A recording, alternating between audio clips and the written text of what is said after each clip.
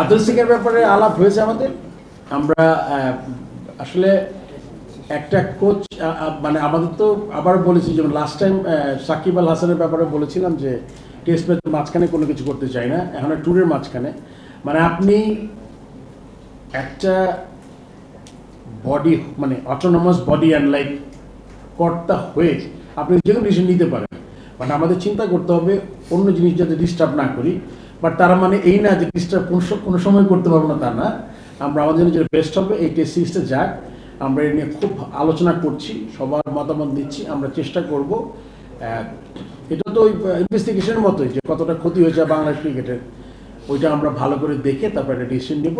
আমরা শিওর কিছু একটা দেখতে পারবেন হয়তো নিয়ার ফিউচারে। আমি আসলে যেই হোমওয়ার্কটা করেছি তাতে দেখা যায় আমার অ্যাটলিস্ট চারটা স্ট্যান্ডিং কমিটির ইনচার্জ হইতে হবে before if I get a chairman of that particular committee. So ক্রিক অপস না করি কিন্তু অন্য ফাইন্যান্স লজিস্টিক আমাদের আছে, ফাইন সিনহা, তারপরে কমার্শিয়াল, এই ইম্পর্টেন্ট জায়গাগুলো প্রথমে মনে করেছিলাম কোনটা দায়িত্ব নিব না, কিন্তু চিন্তা করলাম দায়িত্ব না নিলে দায়িত্ব আমার কাঁধে আসবেই।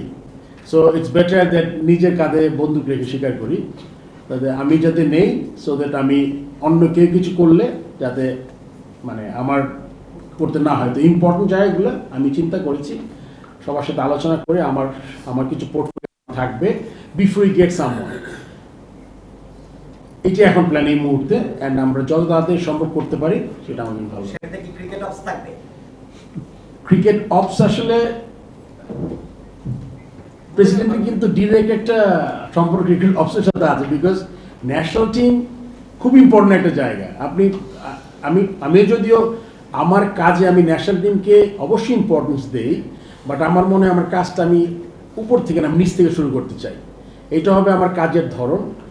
নিচ মানে কি, যেটা হলো যে গ্রাউন্ডস, প্লেয়ার্স, মানে যেখান থেকে প্লেয়ার আসবে, পাইপলাইন, কেননা আপনারা তো সবাই ন্যাশনাল টিমের দিয়ে ফোকাস আছেন। সো ন্যাশনাল টিমে খুব বেশি কিছু মানে অনিয়ম হওয়া ডিফিকাল্ট, বিকজ এত ফোকাস ওখানে। তো সেই জন্য আমি বলছি যে ওইটা আসলে আমরা সবাই মিলে দায়িত্ব নিলে, যারা আরও কিছু প্রফেশনালস আছে, আপনি জানেন 2টা ফর্মার প্লেয়ার আছে যারা কাজ করছেন, একজন ম্যানেজার আর একজন cricket ops team operations manager. So তাদের হেল্প নিচ্ছি যখনই দরকার হয়, যেমন আজকেও ম্যানেজারকে একটা কাজে ডেকেছিলাম একটা ইনপুট নেওয়ার জন্য। সো আমরা যেই কজনই আছি চেষ্টা করছি আমরা একসাথে মিলে কাজ করার। ফারুক ভাই, আপনারা অনেকেই এখানে ব্যবসা করেন, প্রতিষ্ঠান আছে, ব্যবসা প্রতিষ্ঠানে আপনার চাকরি দেন, কি প্রতিষ্ঠানে না এসেও বেতন কাউকে দেবেন আপনি? নিশ্চয়ই না, যে কোনোদিন আসে না এরকম বেতন দেবেন না, আমার প্রতিষ্ঠানে দেবেন। বিসিবিতে এরকম আছেন, যেমন সয়লা হোসেন টুটুর আম্পায়ারিং কমিটির কথা বললেন, উনি তো আসেন না, আমি কখনো দেখিনি, কিন্তু 1 লক্ষ টাকার উপরে সম্বোধনী বেতন পার মাস। মানে এটা আসলে কেন আপনার কাছে আমি জানি না। আচ্ছা, এটা খুব গুরুত্বপূর্ণ একটা কমপ্লেন আসছে, আমি আপনাকে বলেই দিচ্ছি। আসলে এটা ছিল আসলে ওই কাউন্সিলর, সে কাউন্সিলর, তার জন্য তার অ্যাসোসিয়েশন থেকে একটা চিঠি দিয়েছে আমাদের, বাট এটা কিন্তু রাইটে আমরা করতে পারবো না, বিকজ আপনি জানেন যে আবার এটা করে আবার একটা কেস বা একটা কিছু, এই জন্য আমাদের এই পার্টিকুলার ব্যাপারটা আপনার ইয়েতে যাবে, লিগ্যাল অ্যাডভাইজারের কাছে।